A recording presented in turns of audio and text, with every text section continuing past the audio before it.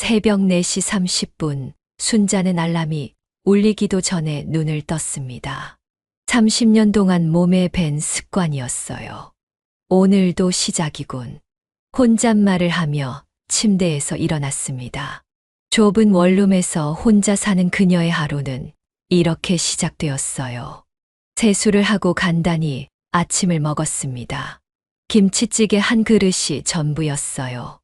민호야, 오늘도 힘내서 일해야지. 벽에 걸린 아들 사진을 보며 중얼거렸습니다. 그 사진 속 민호는 사법고시 합격 발표 날의 모습이었어요. 얼마나 기뻤던지 그날을 생각하면 지금도 가슴이 뭉클해집니다. 30년 동안 고생한 보람이 있었지. 순자는 작은 미소를 지으며 집을 나섰습니다. 평창동까지 가는 버스 안에서 그녀는 창밖을 바라봤어요. 아직 어둠이 깔린 서울 거리가 조용했습니다. 이 시간에 일어나는 사람은 별로 없었어요. 하지만 순자에게는 익숙한 풍경이었습니다. 벌써 30년이나 됐구나.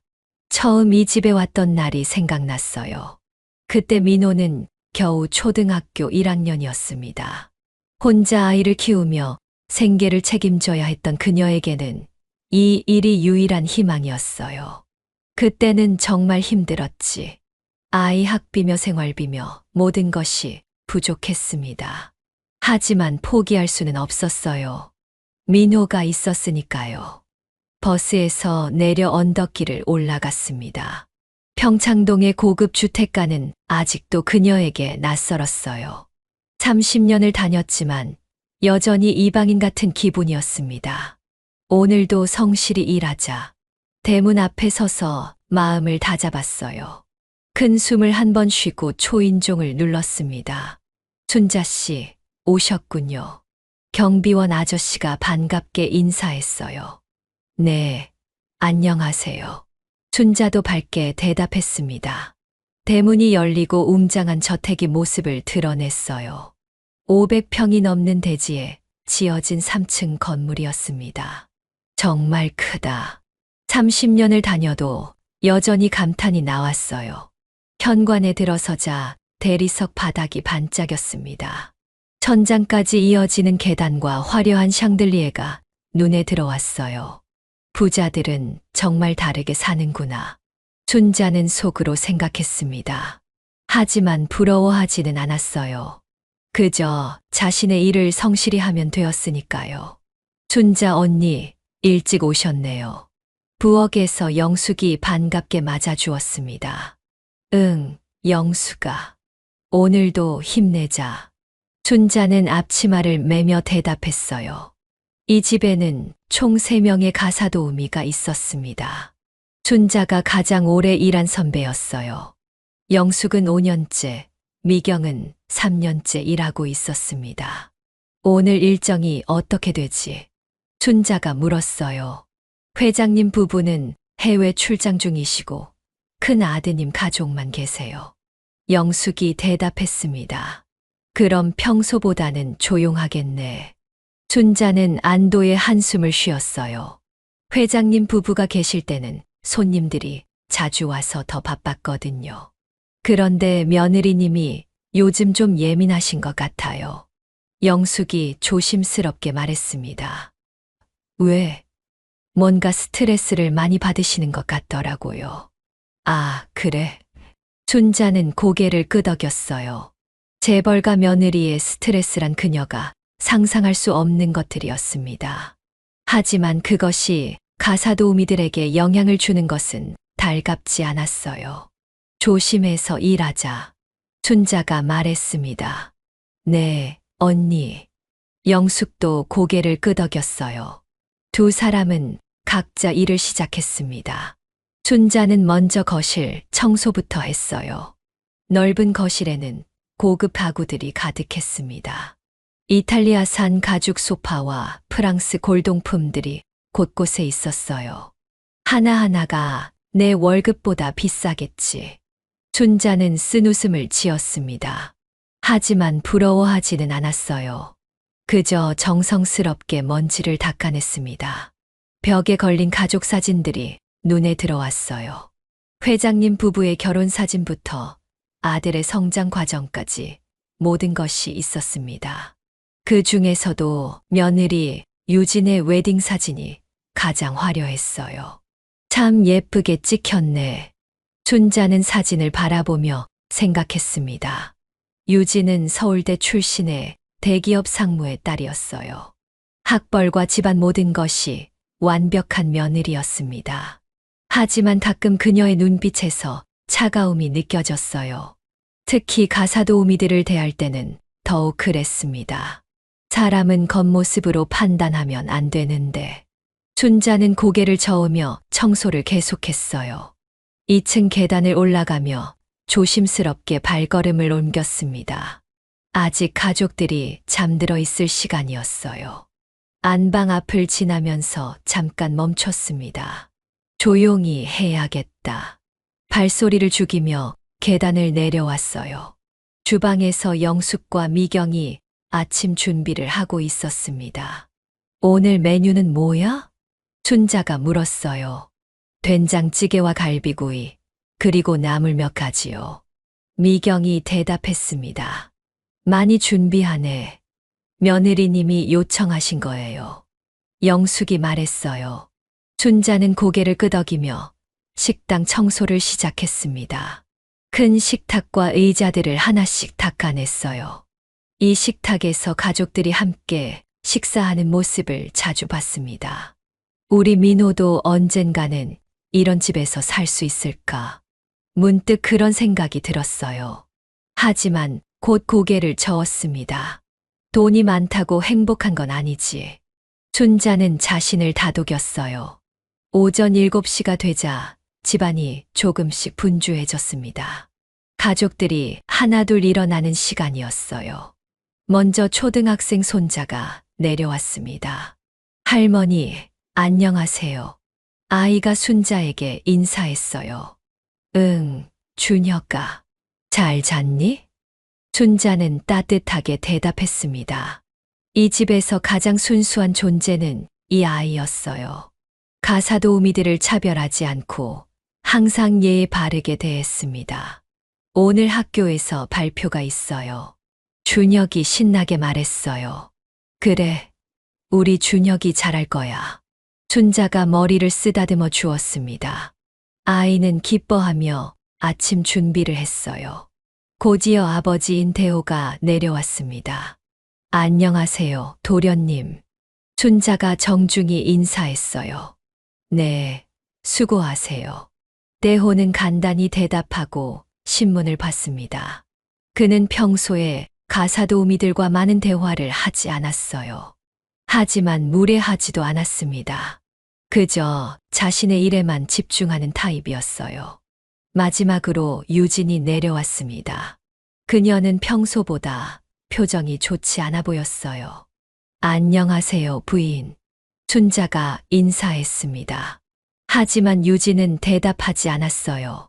그냥 식탁에 앉더니 휴대폰만 보고 있었습니다. 뭔가 기분이 좋지 않으신가 보다. 순자는 속으로 생각했어요. 조심스럽게 아침 식사를 준비했습니다.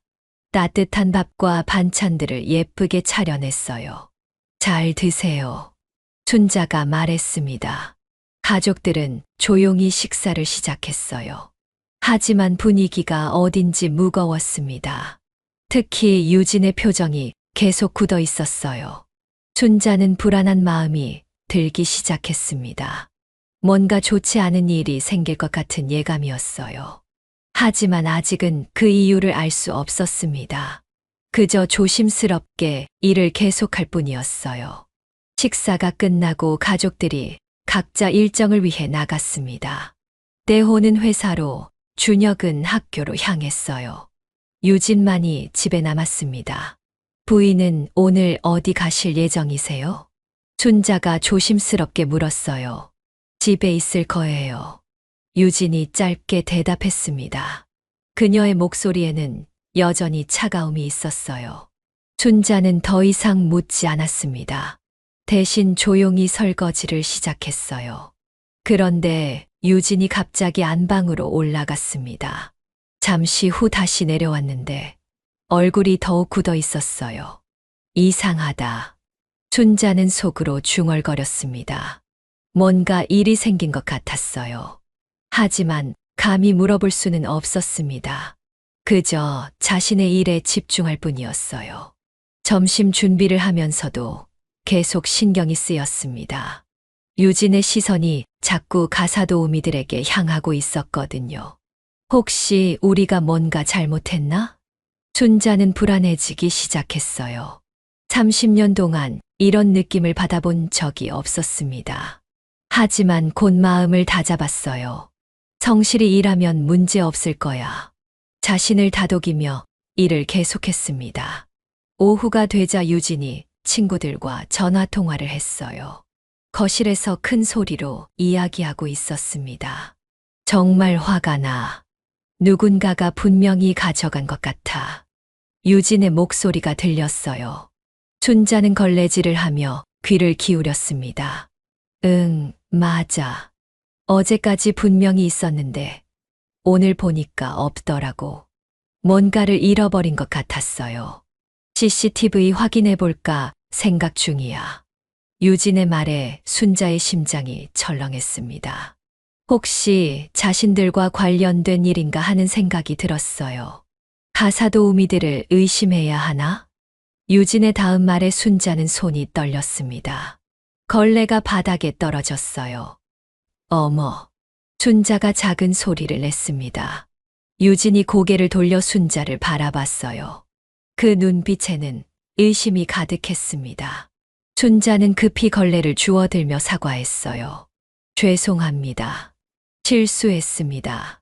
하지만 유진의 시선은 여전히 차가웠어요. 마치 범인을 찾은 것 같은 표정이었습니다. 순자의 가슴이 두근거리기 시작했어요. 30년 동안 한 번도 느껴보지 못한 불안감이었습니다. 뭔가 큰 일이 생길 것 같은 예감이 들었어요. 하지만 아직은 정확히 무엇인지 알 수 없었습니다. 그저 나쁜 상황이 다가오고 있다는 것만 느낄 뿐이었어요. 순자는 걸레질을 마저 끝내고 부엌으로 향했습니다. 영숙과 미경에게 상황을 알려야겠다고 생각했어요. 하지만 확실하지 않은 일로 동료들을 불안하게 만들고 싶지는 않았습니다. 일단 지켜보자. 순자는 마음을 다잡았어요. 하지만 가슴 한구석의 불안감은 쉽게 사라지지 않았습니다. 마치 폭풍 전의 고요함 같은 느낌이었어요. 곧 무언가가 터질 것 같은 예감이 들었습니다. 다음 날 아침 순자는 평소보다 30분 일찍 일어났습니다. 밤새 잠을 제대로 이루지 못했어요. 어제 유진의 차가운 시선이 계속 머릿속에 맴돌았거든요. 괜찮을 거야. 거울을 보며 자신을 다독였습니다. 하지만 눈 밑의 다크서클이 어제의 불안을 말해주고 있었어요. 평창동으로 가는 버스 안에서도 마음이 무거웠습니다. 30년 동안 성실히 일했는데 무슨 문제가 있겠어. 스스로에게 말했어요. 하지만 불안감은 쉽게 사라지지 않았습니다. 대문에 도착했을 때도 평소와 다른 기분이었어요. 뭔가 달라진 것 같은 느낌이었습니다. 안녕하세요. 경비원에게 인사했어요. 하지만 그의 표정도 어딘지 어색했습니다. 아, 네. 순자 씨. 평소보다 어색한 대답이었어요. 순자는 이상한 기분으로 집 안으로 들어갔습니다. 현관에서부터 분위기가 달랐어요. 평소보다 더 무거운 공기가 흐르고 있었습니다. 부엌으로 향하는데 영숙이 초조한 표정으로 기다리고 있었어요. 언니, 큰일 났어요. 영숙의 목소리가 떨리고 있었습니다. 무슨 일이야? 순자가 급하게 물었어요. 부인이 어제부터 계속 우리를 의심하고 계세요. 의심? 네, 뭔가를 잃어버리셨나 봐요. 영숙이 작은 목소리로 말했습니다. 순자의 가슴이 철렁 내려앉았어요. 어제의 불안한 예감이 현실이 되고 있었습니다. 정확히 뭘 잃어버리셨다는 거야? 그건 잘 모르겠어요. 하지만 아침부터 계속 우리 일거수일투족을 감시하고 계세요. 영숙의 말에 순자는 등골이 서늘해졌어요. 30년 동안 이런 대우를 받아본 적이 없었습니다. 미경이는 일찍 와서 이미 일하고 있어요. 하지만 표정이 안 좋더라고요. 순자는 깊은 한숨을 쉬었습니다. 일단 평소대로 일하자. 우리가 잘못한 게 없으니까. 하지만 말과 달리 마음은 편하지 않았어요. 앞치마를 메고 일을 시작했습니다. 거실 청소를 하는데 유진이 내려왔어요. 그녀의 얼굴은 어제보다 더 굳어 있었습니다. 안녕하세요, 부인. 순자가 정중히 인사했어요. 하지만 유진은 대답 대신 날카로운 시선으로 순자를 훑어봤습니다.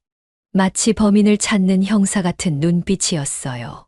순자는 등에 식은땀이 흘렀습니다. 부인, 혹시 무슨 일이? 조용히 일이나 하세요. 유진이 차갑게 말을 끊었어요. 그 목소리에는 평소에 없던 적대감이 담겨 있었습니다. 순자는 더 이상 말하지 못했어요. 그저 조용히 청소를 계속했습니다. 하지만 유진의 시선이 계속 따라다녔어요. 마치 감시받는 기분이었습니다. 30년 동안 쌓인 신뢰가 하루아침에 무너지는 것 같았어요. 점심 준비 시간이 되자 상황은 더 악화됐습니다. 유진이 부엌으로 와서 가사도우미들을 모두 불러 모았어요. 잠깐 얘기할 게 있어요. 그녀의 목소리는 차갑고 단호했습니다. 순자, 영숙, 미경이 긴장한 채로 서 있었어요. 어제 제 목걸이가 없어졌어요. 유진이 천천히 말했습니다. 다이아몬드 목걸이인데 매우 비싼 거예요. 세 사람의 얼굴이 동시에 굳어졌어요.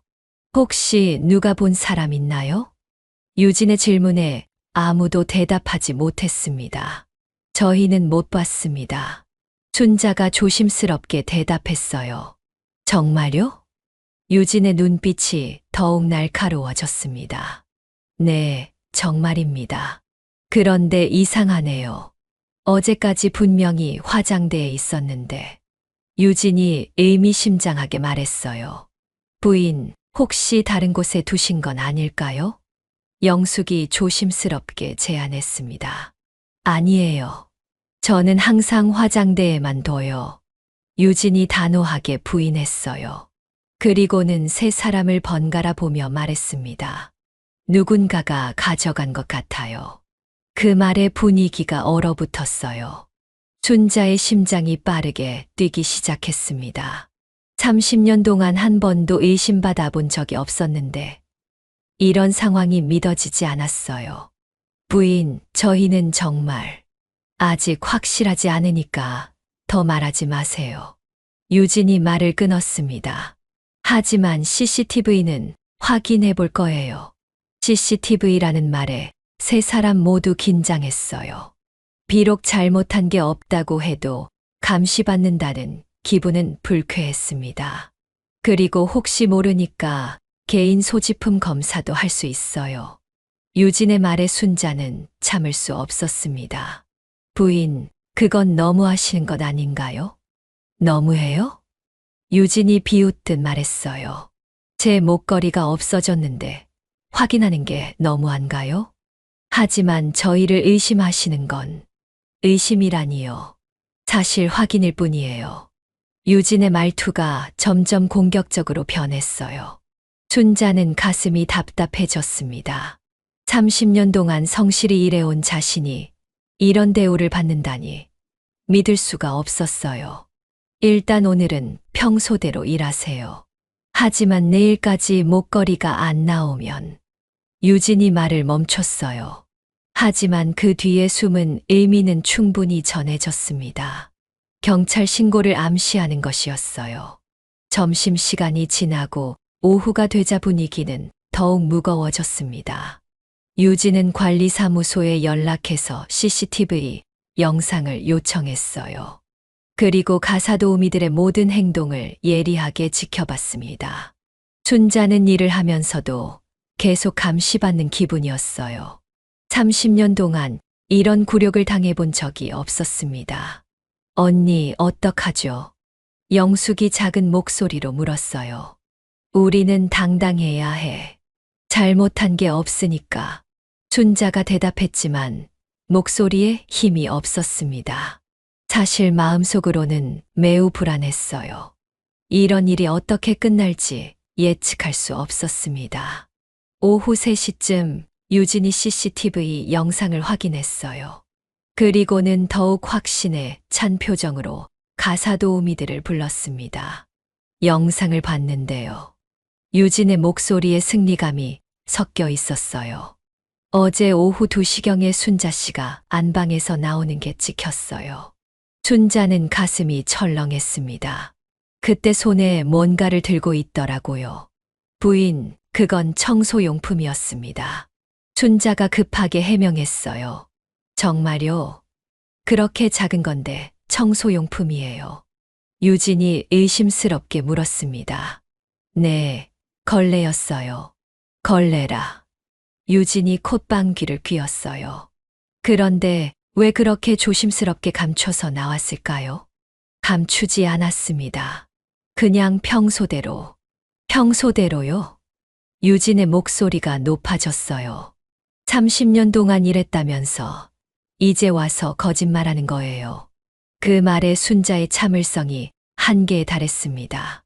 부인, 저는 거짓말하지 않았습니다. 그럼 증명해 보세요. 어떻게요?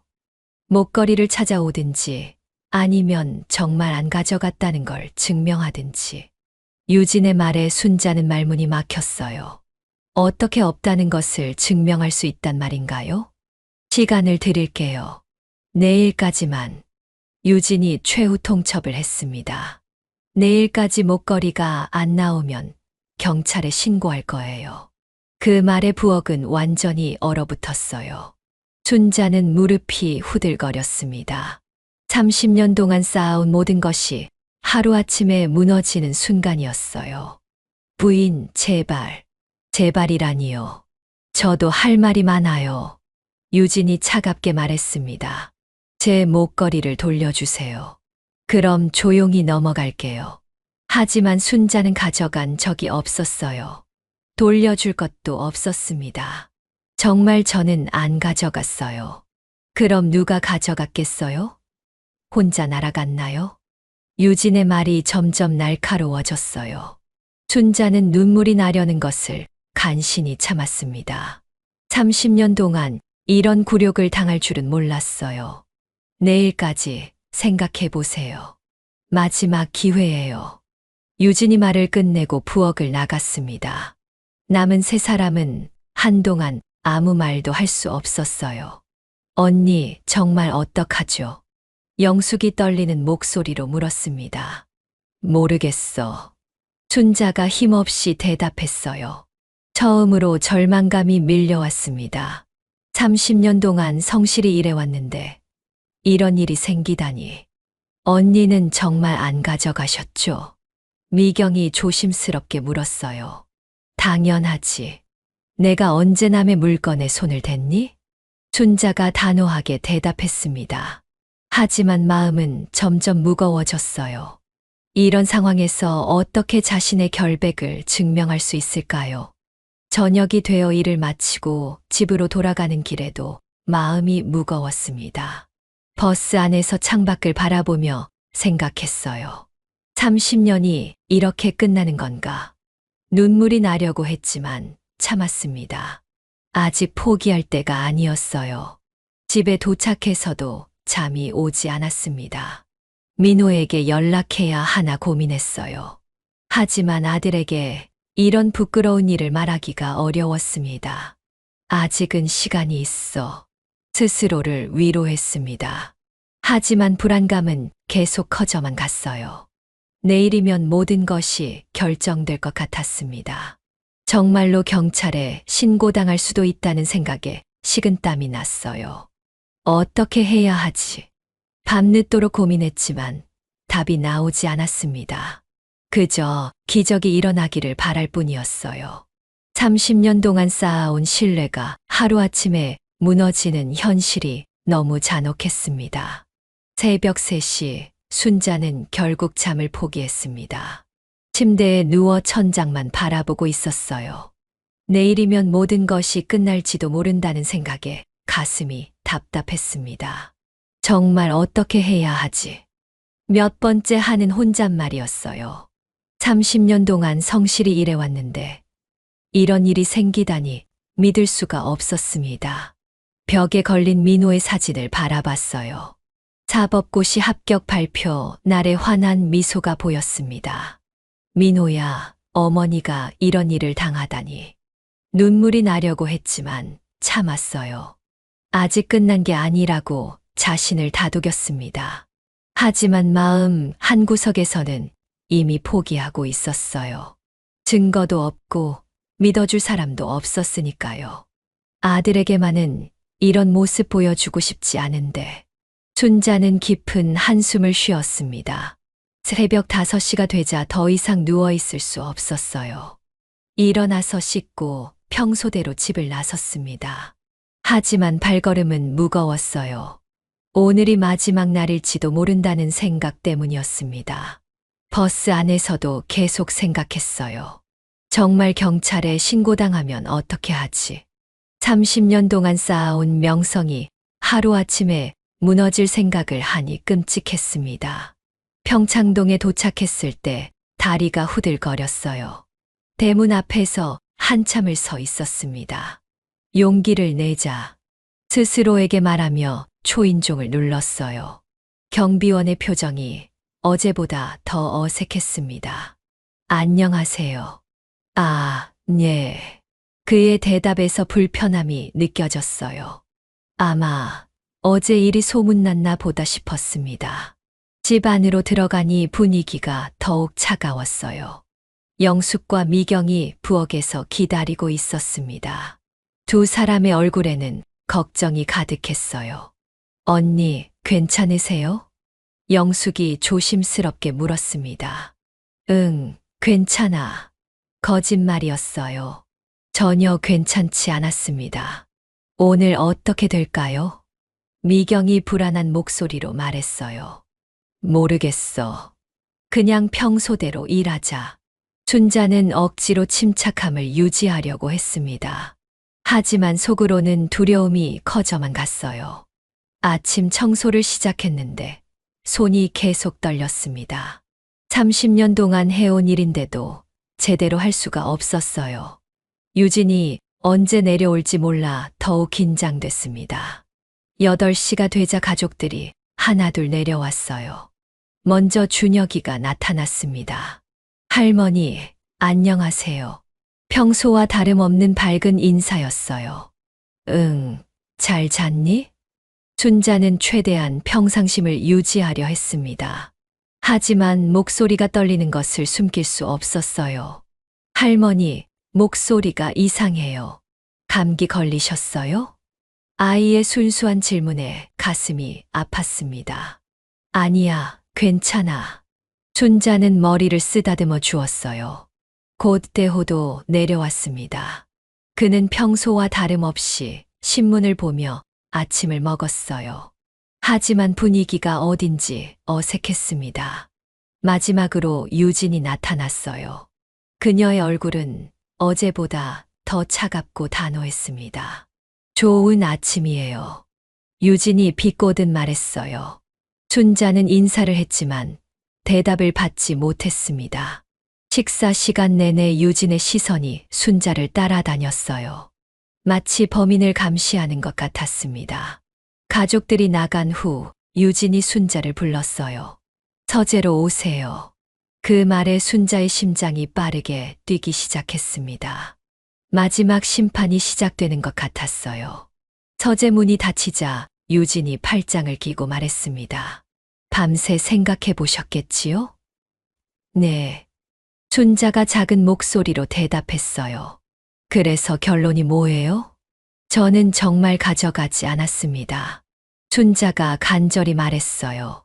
하지만 유진은 비웃음을 터뜨렸습니다. 아직도 그러실 거예요? 정말입니다. 30년 동안 이 집에서 일하면서 단 한 번도 30년이라고요? 유진이 말을 끊었어요. 30년 동안 일했으니까 이제는 뭘 해도 된다고 생각하는 거예요. 그런 게 아닙니다. 그럼 뭐예요? 유진의 목소리가 점점 높아졌어요. CCTV에 다 나와 있어요. 당신이 제 방에서 뭔가를 가지고 나온 거. 그건 정말 청소용품이었습니다.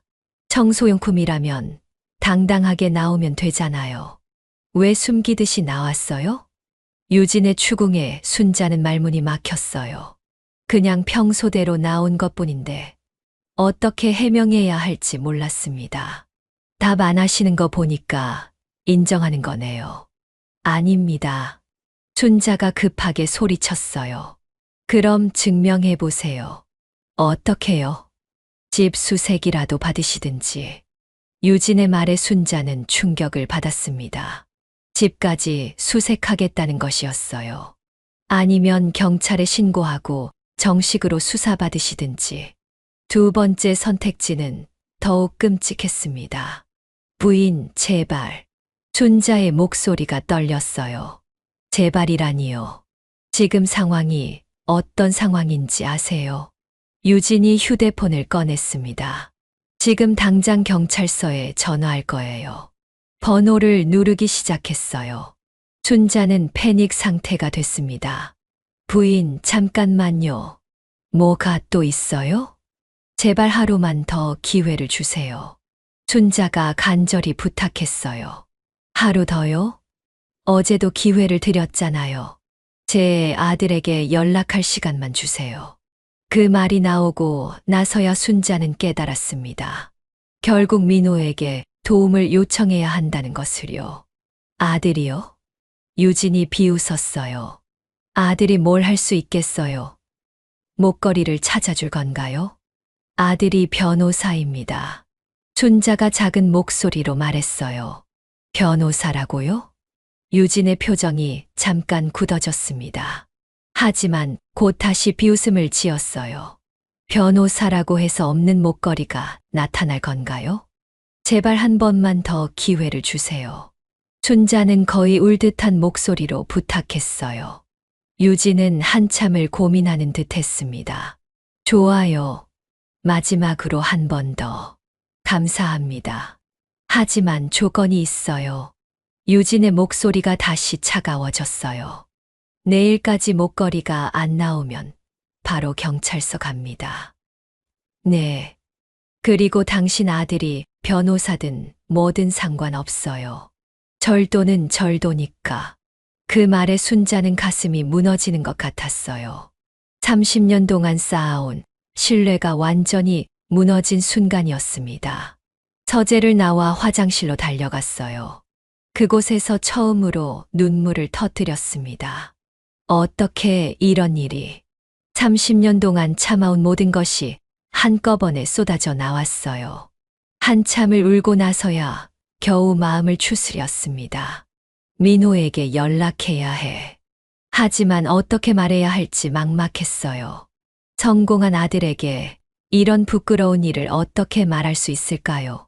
부엌으로 돌아가니 영숙과 미경이 걱정스럽게 기다리고 있었어요. 언니, 어떻게 됐어요? 내일까지 시간을 더 주겠대. 다행이네요. 하지만 순자의 표정은 전혀 다행스럽지 않았어요. 언니, 정말 괜찮으세요? 미경이 순자의 빨간 눈을 보며 물었습니다. 응, 괜찮아. 또 거짓말이었어요. 전혀 괜찮지 않았습니다. 점심시간에도 제대로 일할 수가 없었어요. 계속 민호에게 전화해야 하나 고민했습니다. 하지만 쉽게 결심이 서지 않았어요. 아들한테 이런 부끄러운 일을. 순자는 계속 망설였습니다. 오후가 되자 더 이상 미룰 수 없다는 생각이 들었어요. 화장실에서 휴대폰을 꺼냈습니다. 민호의 번호를 누르려다가 다시 멈췄어요. 뭐라고 말하지? 몇 번을 반복한 끝에 결국 전화를 걸었습니다. 신호음이 울리는 동안 가슴이 터질 것 같았어요. 어머니? 민호의 목소리가 들렸습니다. 민호야. 네, 어머니. 무슨 일이세요? 어머니가 큰일 났다. 춘자의 목소리가 떨렸어요. 무슨 큰일이요? 어디 다치셨어요? 민호의 목소리에 긴장감이 돌았습니다. 다친 건 아니고 도둑으로 몰렸어. 뭐라고요? 민호가 깜짝 놀란 듯 물었어요. 춘자는 눈물을 참으며 모든 상황을 설명했습니다. 목걸이 분실부터 유진의 의심, 그리고 내일까지 최후 통첩까지. 어머니, 진정하세요. 제가 내일 아침에 갈게요. 민호의 목소리는 침착했지만 분노가 느껴졌어요. 민호야, 하지만 너는 회사 일이 어머니보다 중요한 일은 없어요. 그 말에 순자는 눈물이 더 나왔습니다. 정확한 주소 알려주세요.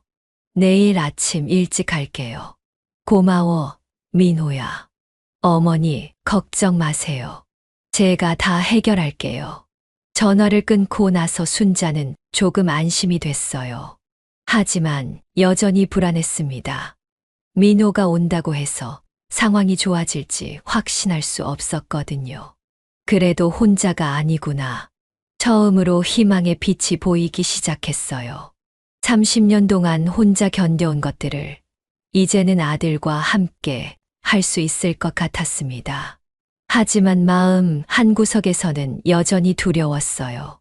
내일이면 모든 것이 결정될 텐데, 과연 좋은 결과가 나올 수 있을까요?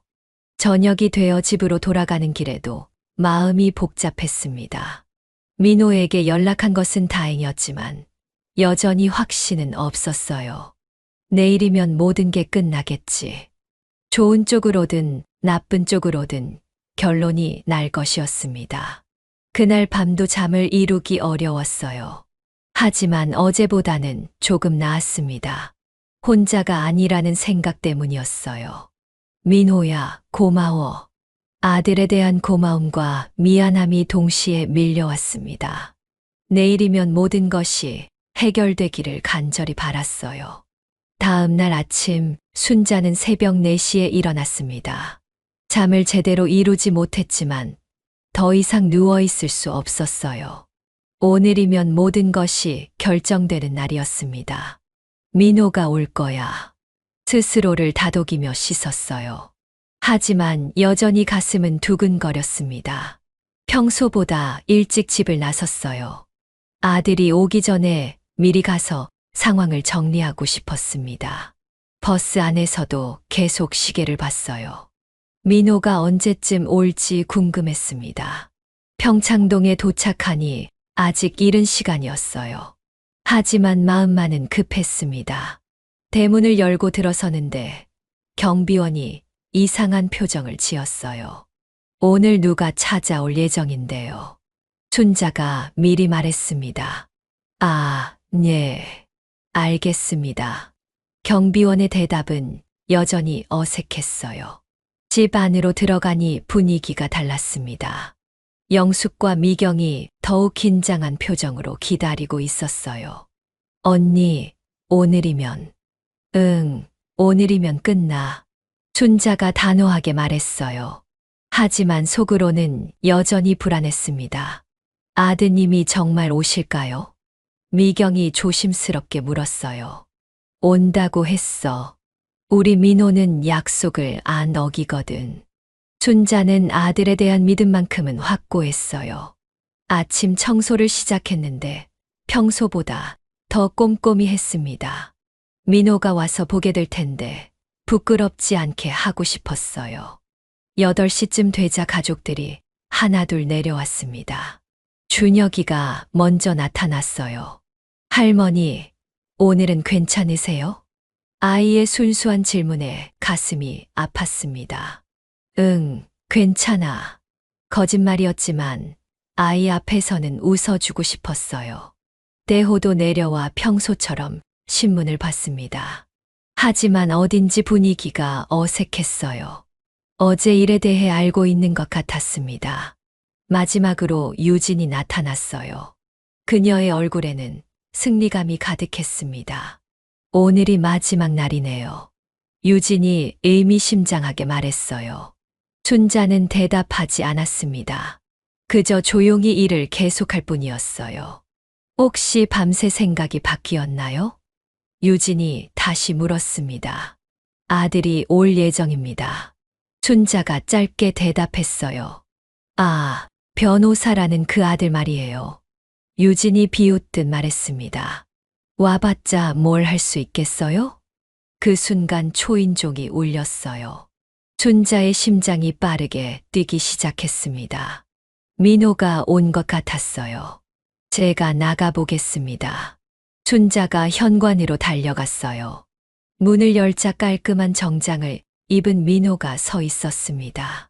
30대 초반의 그는 날카로운 눈빛과 당당한 자세를 하고 있었어요. 어머니, 괜찮으세요? 민호가 순자의 손을 잡으며 물었습니다. 민호야. 춘자는 눈물이 나려는 것을 간신히 참았어요. 아들을 보니 마음이 든든해졌습니다. 들어와. 춘자가 민호를 안으로 안내했어요. 거실에 있던 유진이 고개를 돌려 민호를 봤습니다. 그녀는 민호를 위아래로 훑어보며 평가하는 듯한 시선을 보냈어요. 당신이 그 아들이군요. 유진이 거만하게 말했습니다. 민호는 유진을 똑바로 바라봤어요. 그의 눈빛에는 차가운 분노가 서려 있었습니다. 안녕하세요.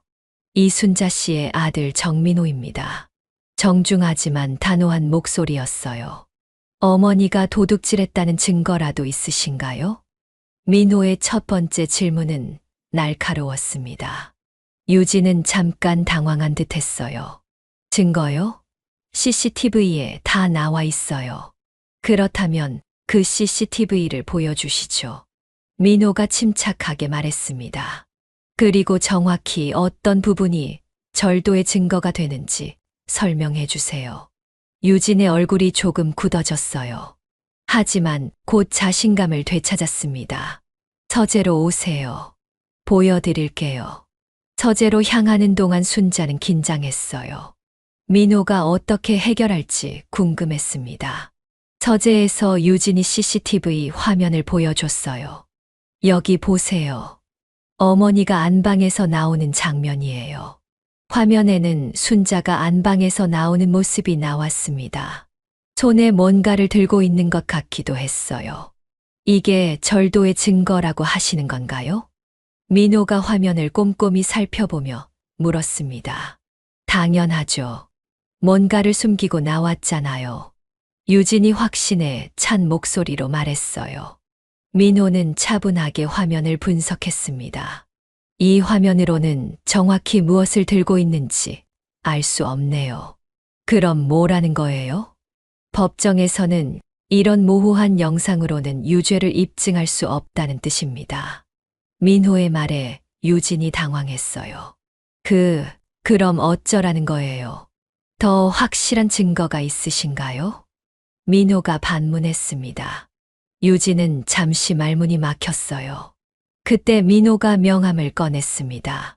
제 소개를 제대로 하지 못했네요. 명함을 유진에게 건네며 말했어요. 김앤장 법률사무소 소속 변호사 정민호입니다. 유진의 얼굴이 순간 새하얗게 변했습니다. 김앤장이라는 이름만으로도 충분히 위력적이었어요. 김앤장이라고요? 유진이 떨리는 목소리로 물었습니다. 네, 맞습니다. 민호가 차분하게 대답했어요. 그리고 지금 상황을 법적으로 검토해보면 문제가 있습니다. 무슨 문제요? 정당한 근거 없이 제 어머니를 절도범으로 몰아가는 것은 명예훼손에 해당할 수 있어요. 민호의 말에 유진은 더욱 당황했습니다. 또한 무고죄의 소지도 있고요. 무고죄요? 네. 거짓으로 범죄 신고를 하면 무고죄가 성립됩니다. 유진은 완전히 기가 죽었어요. 변호사라는 말도 놀라웠는데 김앤장 소속이라니 상상도 못했습니다. 하지만 정말 목걸이가 없어졌거든요. 유진이 변명했어요. 그렇다면 정말 도난당한 건지부터 확인해봐야 하지 않을까요? 민호가 논리적으로 반박했습니다. 혹시 다른 곳에 두셨을 가능성은 생각해 보셨나요? 그럴 리가 없어요. 확실하신가요? 민호의 질문에 유진은 확신이 서지 않았어요. 사실 가끔 귀중품을 여러 곳에 나누어 두는 습관이 있었거든요. 그리고 더 중요한 건 목걸이가 정말 도난당했다면 다른 용의자도 있을 수 있다는 겁니다. 다른 용의자라니요. 그날 안방에 출입한 사람이 어머니뿐이었나요? 민호의 질문에 유진은 할 말이 없었어요. 사실 그날 오후에 시어머니도 안방에 들어갔었고 남편도 서류를 가지러 들어갔었습니다. 어머니만 의심할 이유가 없다는 뜻이죠. 민호가 결론 지었어요. 유진은 점점 궁지에 몰리는 기분이었습니다. 그럼 어떻게 하라는 거예요? 먼저 목걸이를 다시 한번 찾아보시죠. 민호가 제안했어요. 정말 없다고 했잖아요. 그래도 혹시 모르니까 다시 한번 확인해 보세요. 민호의 말에 유진은 마지못해 고개를 끄덕였어요. 더 이상 거부할 명분이 없었습니다. 만약 다른 곳에서 발견된다면 이 모든 일이 해결되겠죠. 민호의 말에 순자는 희망을 품었어요.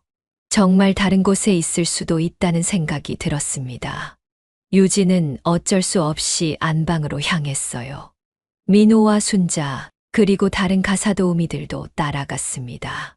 안방에서 유진은 마지못해 화장대 주변을 다시 살펴보기 시작했어요. 첫 번째 서랍, 두 번째 서랍을 열어봤지만 아무것도 없었습니다. 세 번째 서랍을 열었을 때였어요. 깊숙한 곳에서 반짝이는 무언가가 보였습니다. 유진이 놀란 소리를 냈어요. 그곳에서 다이아몬드 목걸이가 나왔습니다. 어떻게? 유진은 당황하며 목걸이를 들고 있었어요. 모든 사람들의 시선이 그녀에게 집중됐습니다. 결국 부인께서 두신 곳에 그대로 있었네요. 민호가 차가운 목소리로 말했어요. 그렇다면 지금까지 제 어머니에게 씌운 누명은 무엇이었죠? 유진은 아무 말도 할 수 없었어요. 자신의 건망증과 성급한 판단이 만든 참극이었습니다. 순자는 그 순간 30년 동안 억눌렀던 감정이 터져나오는 것을 느꼈어요. 하지만 그녀는 여전히 품위를 잃지 않고 조용히 서 있었습니다. 이제 제 어머니에게 정중히 사과하시기 바랍니다. 민호가 유진에게 말했어요. 그리고 앞으로는 이런 일이 반복되지 않기를 바라겠습니다. 유진은 여전히 당황한 채로 서 있었어요. 사과를 해야 한다는 것을 알았지만 자존심이 허락하지 않았습니다. 빨리 사과하세요. 민호의 목소리가 더욱 단호해졌어요. 아니면 지금까지 있었던 일들을 다르게 처리할 수도 있습니다. 그 말에 암시된 위협을 느낀 유진은 마지못해 입을 열었어요. 죄송합니다. 하지만 그 사과는 전혀 진심이 담겨 있지 않았습니다. 민호는 그것으로 만족하지 않았어요. 아직 할 말이 더 많이 남아 있었습니다. 유진의 어색한 사과를 들은 민호는 냉소적인 미소를 지었습니다. 그 정도로 끝날 일이 아니에요. 그의 목소리는 차갑고 단호했어요. 유진은 불안한 표정으로 민호를 바라봤습니다. 무슨 말씀이세요? 제 어머니가 받은 정신적 피해는 어떻게 할 건가요? 민호의 질문에 유진은 당황했어요. 정신적 피해라니 좀 과하지 않나요? 과합니까? 민호가 반문했습니다. 30년 동안 성실하게 일해온 분을 도둑으로 몰아갔는데요. 그 말에 유진은 할 말이 없었어요. 민호는 휴대폰을 꺼내며 계속 말했습니다. 사실 어머니께서 오늘 오기 전에 이 집에 대해 조사해 봤거든요. 조사라니요. 유진의 얼굴이 갑자기 굳어졌어요. 이 집 회장님께서는 작년에 탈세 혐의로 국세청 조사를 받으셨더군요. 민호가 화면을 보며 읽기 시작했어요.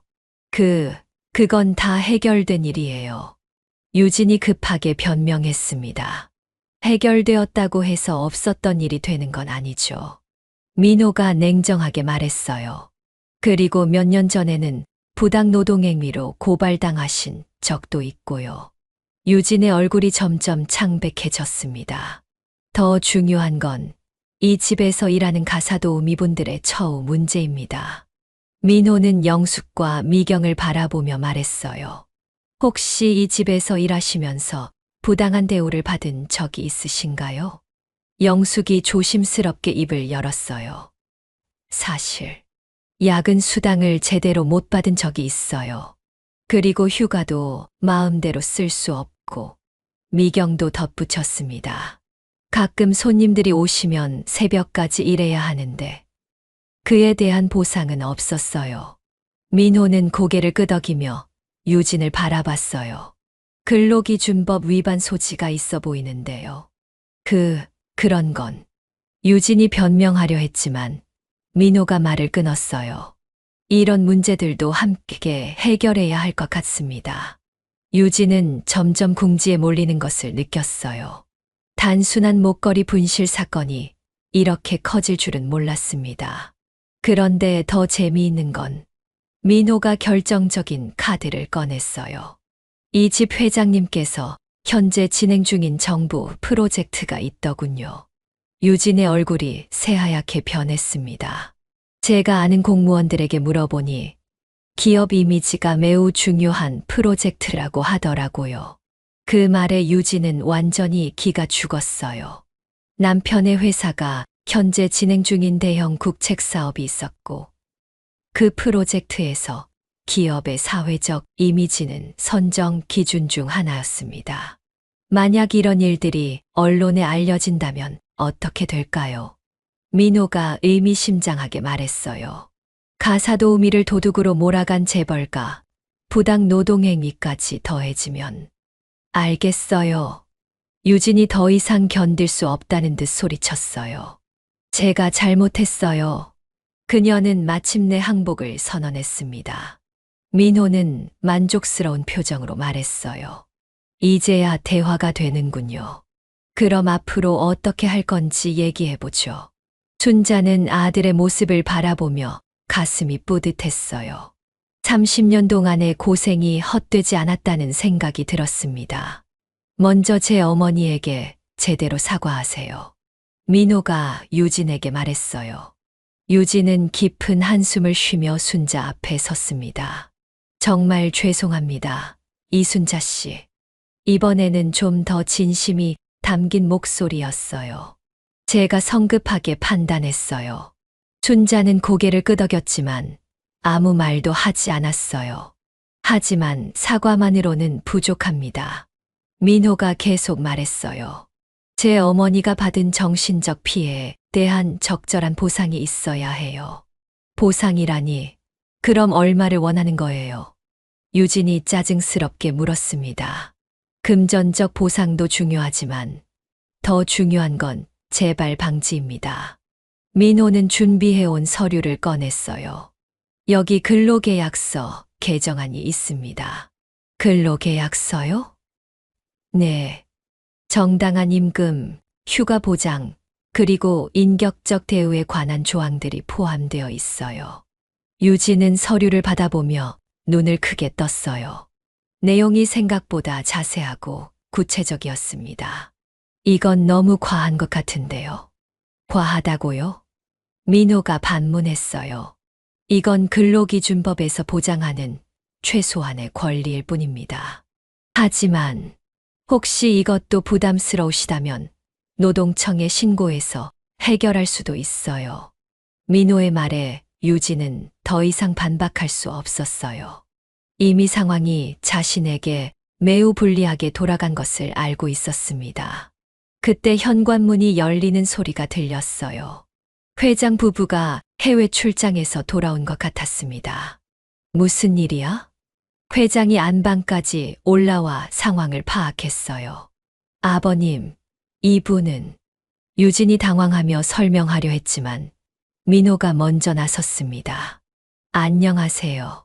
저는 이순자님의 아들 정민호입니다. 민호는 정중하게 인사했어요. 김앤장 법률사무소에서 변호사로 일하고 있습니다. 회장의 표정이 순간 굳어졌어요. 김앤장이라는 이름만으로도 충분히 위력적이었습니다. 혹시 무슨 오해가 있었나요? 회장은 재빨리 상황을 파악하려 했어요. 저희가 잘못 처리한 일이 있다면 바로 해결하겠습니다. 민호는 그동안의 상황을 차근차근 설명했어요. 목걸이 분실부터 도둑 누명, 그리고 진실이 밝혀진 과정까지 모든 것을 말했습니다. 회장은 며느리의 처사에 당황하며 즉시 순자에게 정중히 사과했어요. 정말 죄송합니다, 순자 씨. 30년 동안 저희 집을 위해 수고해 주셨는데 이런 일이 생기다니. 회장의 사과는 진심이 담겨 있었어요. 순자는 고개를 끄덕이며 말했습니다. 회장님, 괜찮습니다. 이제 오해가 풀렸으니까요. 민호는 회장에게 근로계약서 개정안을 보여줬어요. 앞으로는 이런 일이 반복되지 않도록 근로 조건을 개선해 주시면 좋겠습니다. 회장은 서류를 꼼꼼히 읽어봤어요. 내용을 다 본 후 고개를 끄덕였습니다. 당연히 해야 할 일이었네요. 지금까지 세심하게 챙기지 못해서 죄송합니다. 회장의 태도는 며느리와 완전히 달랐어요. 경험이 많은 기업인답게 상황을 정확히 파악하고 있었습니다. 그럼 이 계약서대로 진행하겠습니다. 회장이 결정했어요. 유진은 시아버지의 결정에 아무 말도 할 수 없었습니다. 그리고 순자 씨께 별도의 보상도 해드려야겠네요. 회장이 덧붙였어요. 아닙니다, 회장님. 그럴 필요 없어요. 순자가 손사래를 쳤어요. 하지만 민호는 달랐습니다. 어머니가 받은 정신적 피해에 대한 적절한 보상은 필요합니다. 당연합니다.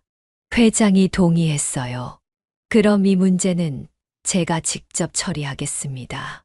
그날 오후 새로운 근로계약서가 작성됐어요.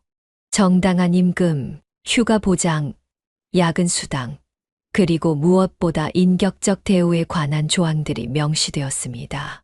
순자는 30년 만에 처음으로 자신의 노동이 제대로 인정받는 느낌이었어요. 어머니, 이제 당당히 일하세요. 민호가 어머니의 손을 잡으며 말했어요.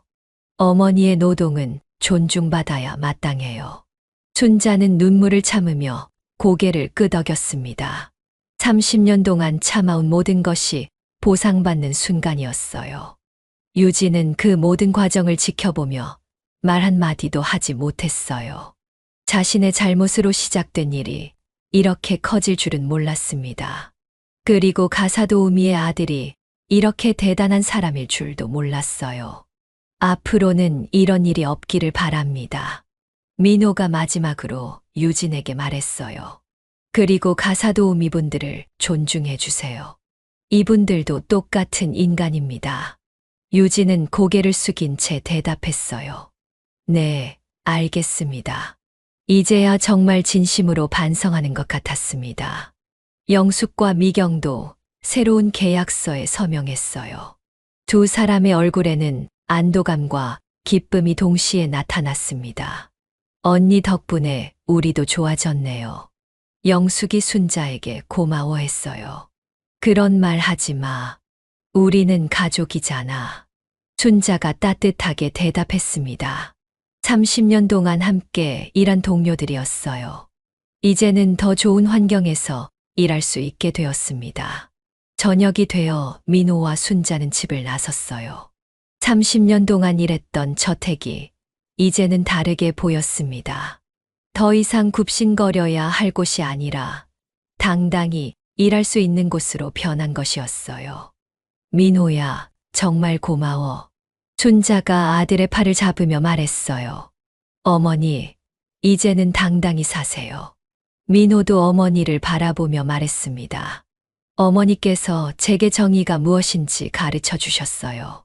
두 모자는 서로를 바라보며 미소를 지었어요. 30년 동안의 고생이 마침내 보상받는 순간이었습니다. 집으로 가는 길에 순자와 민호는 조용히 걸었습니다. 30년 만에 처음으로 순자의 마음이 이렇게 가벼웠어요. 민호야, 정말 꿈 같아. 순자가 중얼거렸습니다. 어머니, 이제 시작이에요. 민호가 따뜻하게 대답했어요. 앞으로는 더 당당하게 사세요. 버스 정류장에서 기다리는 동안 순자는 아들을 바라봤습니다. 30년 전 어린아이였던 그가 이제는 어머니를 지켜주는 든든한 버팀목이 되었어요. 내가 이렇게 클 줄 알았다면 그때 덜 걱정했을 텐데. 어머니께서 저를 이렇게 키워주셨잖아요. 민호의 말에 순자는 눈물이 나려 했어요. 하지만 이번에는 슬픔의 눈물이 아니라 기쁨의 눈물이었습니다. 버스가 도착하자 두 사람은 나란히 앉았어요. 민호야, 그런데 오늘 회사는 어떻게 했니? 순자가 갑자기 걱정이 됐습니다. 휴가 냈어요. 어머니가 더 중요하니까. 미안해. 내 일에 지장을 주었구나. 무슨 말씀이에요? 당연한 거죠. 민호는 어머니의 걱정을 덜어주려 했어요. 그리고 오늘 일은 제게도 의미가 있었어요. 무슨 의미? 어머니께서 30년 동안 얼마나 힘들게 사셨는지 알게 됐거든요. 순자는 고개를 저었어요. 힘든 게 아니었어. 너를 키우는 게 행복했어. 그래도 앞으로는 더 편하게 지내세요. 민호가 어머니의 손을 잡았습니다. 순자의 손은 30년 동안 일해서 거칠어져 있었어요. 하지만 민호에게는 세상에서 가장 소중한 손이었습니다. 민호야, 오늘 정말 자랑스러웠어. 저도 어머니가 자랑스러워요. 나는 그냥 가사도우미인데 뭘. 어머니는 그냥 가사도우미가 아니에요. 민호가 단호하게 말했어요. 어머니는 30년 동안 성실하게 일하신 훌륭한 분이에요. 그 말에 순자는 가슴이 따뜻해졌습니다. 30년 동안 한 번도 들어보지 못한 말이었어요. 집에 도착해서 순자는 간단한 저녁을 준비했습니다. 김치찌개와 계란말이, 그리고 나물 몇 가지였어요. 민호야, 별거 없지만 먹자. 어머니, 음식이 제일 맛있어요. 두 사람은 마주 앉아 조용히 식사를 했어요. 오랜만에 함께하는 저녁 식사였습니다. 그런데 민호야, 오늘 그 집에서 말한 것들이 다 사실이야? 순자가 궁금해서 물었어요. 어떤 거요? 회장님이 탈세했다는 것이나 정부 프로젝트 얘기. 민호는 잠시 웃었습니다. 일부는 사실이고 일부는 추측이었어요. 추측이라고? 인터넷에서 찾을 수 있는 정보들이었어요. 순자는 깜짝 놀랐어요. 그럼 거짓말한 거야? 거짓말은 아니에요. 다만 약간 과장했을 뿐이죠. 민호가 장난스럽게 말했어요. 상대방을 압박하기 위한 전술이었어요. 아이고, 우리 아들이 이렇게 영리했구나. 순자는 기특해서 어쩔 줄 몰랐어요. 어머니를 지키기 위해서라면 뭐든 할 거예요. 민호의 말에 순자는 또 눈물이 났습니다. 그런 말 하지 마. 어머니가 또 울어. 좋은 일인데 왜 우세요? 너무 고마워서 그래. 저녁을 먹고 나서 두 사람은 거실에 앉았어요. 벽에 걸린 민호의 사진들을 보며 순자는 감회가 새로웠습니다. 어린 시절부터 대학 졸업까지 모든 순간이 담겨 있었어요. 민호야, 이 사진들 보니까 옛날 생각이 다 나네. 어머니가 얼마나 고생하셨는지 다 기억해요. 고생이라고 생각해 본 적 없어. 순자가 진심으로 말했어요. 너만 잘 크면 된다고 생각했거든.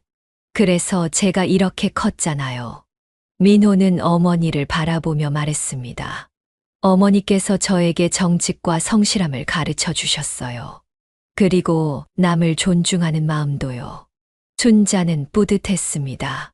자신이 아들에게 올바른 가치관을 심어주었다는 생각이 들었어요. 오늘 그 집에서 당당하게 말하는 모습을 보니까 정말 자랑스러웠어.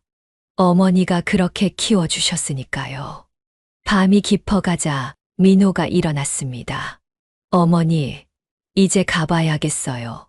벌써 더 이따 가지 그래. 내일 출근해야 해요. 그리고 어머니도 쉬셔야죠. 순자는 아쉬웠지만 아들을 보내줘야 했어요. 조심히 가고 자주 연락해. 네, 어머니도 몸 조심하세요. 민호가 나가면서 마지막으로 말했어요. 어머니, 앞으로는 억울한 일 당하지 마세요. 제가 있잖아요. 그 말에 순자는 마음이 든든해졌습니다. 이제는 혼자가 아니라는 생각이 들었어요. 민호가 떠나고 나서 순자는 혼자 앉아 생각했습니다. 30년 동안의 삶이 주마등처럼 지나갔어요. 어려웠던 시절, 힘들었던 순간들이 모두 떠올랐습니다. 하지만 이제는 그 모든 것이 보람으로 느껴졌어요. 그래, 헛되지 않았어. 스스로에게 말하며 미소를 지었습니다. 다음 날 아침 순자는 평소보다 일찍 일어났어요. 하지만 기분이 완전히 달랐습니다. 30년 만에 처음으로 당당한 마음으로 출근하는 기분이었어요. 오늘부터는 달라질 거야. 거울을 보며 다짐했습니다. 평창동으로 가는 버스 안에서도 마음이 가벼웠어요. 어제까지만 해도 두려웠던 그 집이 이제는 다르게 느껴졌습니다. 대문에 도착했을 때 경비원의 태도가 달라져 있었어요. 안녕하세요, 순자 씨. 평소보다 더 정중한 인사였습니다. 네, 안녕하세요. 순자도 당당하게 인사했어요. 집 안으로 들어가니 분위기가 완전히 바뀌어 있었습니다. 영숙과 미경이 밝은 표정으로 맞아주었어요. 언니, 오늘 기분이 좋아 보여요. 응, 정말 좋아. 순자가 환하게 웃었습니다. 우리도 이제 당당하게 일할 수 있게 됐잖아. 세 사람은 새로운 근로계약서를 다시 한번 살펴봤어요. 정당한 임금, 휴가 보장, 야근 수당까지 모든 것이 명시되어 있었습니다. 이제 정말 달라지겠네요. 미경이 감격스러워했어요. 언니 아드님 덕분이에요. 우리 모두의 덕분이야. 순자는 동료들을 생각했습니다.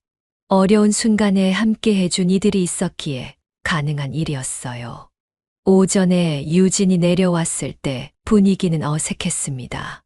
하지만 어제와는 달리 적대감은 없었어요. 안녕하세요. 유진이 먼저 인사했습니다. 네, 안녕하세요. 순자도 정중하게 대답했어요. 유진은 잠시 머뭇거리다가 순자에게 다가왔습니다. 어제 일은 정말 죄송했어요. 이번에는 진심이 담긴 사과였어요. 괜찮습니다. 이제 지난 일이에요. 순자는 너그럽게 받아주었습니다. 앞으로 잘 부탁드려요. 유진이 고개를 숙이며 말했어요. 그 모습에서 진정한 반성이 느껴졌습니다. 점심시간에 회장이 순자를 따로 불렀어요. 순자 씨, 어제는 정말 죄송했습니다. 괜찮습니다, 회장님. 30년 동안 우리 집을 위해 헌신해 주셨는데, 회장은 진심으로 미안해했어요. 그리고 이걸 받으세요. 회장이 봉투를 하나 건넸습니다. 이건 뭐예요? 어제 일에 대한 보상입니다. 받으세요. 순자는 처음엔 거절하려 했어요. 하지만 회장의 진심을 느끼고 받아들였습니다. 감사합니다. 앞으로도 잘 부탁드려요. 회장의 말에 순자는 고개를 끄덕였어요. 이제는 정말 새로운 시작이라는 생각이 들었습니다. 저녁이 되어 집으로 돌아가는 길에 순자는 민호에게 전화했어요. 민호야, 오늘 정말 좋은 하루였어. 다행이네요. 어떤 일이 있었어요? 순자는 하루 종일 있었던 일들을 자세히 말해줬어요. 유진의 진심 어린 사과부터 회장의 보상까지 모든 것을요. 정말 좋은 소식이네요. 민호도 기뻐했습니다. 어머니께서 받으실 만한 대우예요. 네, 덕분이야. 아니에요. 어머니의 30년이 인정받은 거예요. 전화를 끊고 나서 순자는 깊은 만족감을 느꼈어요. 30년 동안의 고생이 드디어 보상받는 순간이었습니다. 집에 도착해서 저녁을 간단히 먹고 일기를 썼어요. 오랜만에 쓰는 일기였습니다. 오늘 내 인생에서 가장 뜻깊은 날이었다. 30년 동안 참아온 모든 것이 보상받았다. 그리고 내 아들이 얼마나 훌륭한 사람인지 다시 한번 깨달았다. 일기를 다 쓰고 나서 순자는 벽에 걸린 민호의 사진을 바라봤어요. 민호야, 정말 고마워. 어머니가 너를 제대로 키운 것 같아. 그날 밤 순자는 오랜만에 편안한 잠을 잤습니다. 30년 동안 처음으로 마음이 이렇게 평안했어요. 내일부터는 정말로 새로운 삶이 시작될 것 같았습니다. 더 이상 고개 숙이지 않고 당당하게 살아갈 수 있는 삶이요. 꿈속에서도 순자는 웃고 있었어요. 30년 만에 처음으로 행복한 꿈을 꾸었습니다. 그리고 그 꿈 속에는 항상 민호가 함께 있었어요. 어머니를 지켜주는 든든한 아들이 말이죠. 다음 날 아침 순자는 상쾌한 기분으로 일어났습니다. 새로운 시작을 알리는 아침이었어요. 30년의 인내가 마침내 결실을 맺은 순간이었습니다. 그리고 이제부터는 정말로 당당한 삶을 살아갈 수 있을 것이었어요. 가사도우미라는 직업에 대한 자부심을 가지고 말이죠. 순자는 거울을 보며 다시 한번 다짐했습니다. 이제부터는 당당하게 살자. 30년이 헛되지 않았으니까. 그리고 출근 준비를 하며 작은 노래를 흥얼거렸어요. 오랜만에 입가에 미소가 떠나지 않았습니다. 정말로 새로운 인생이 시작되는 것 같았어요. 30년의 고생 끝에 찾아온 행복한 결말이었습니다.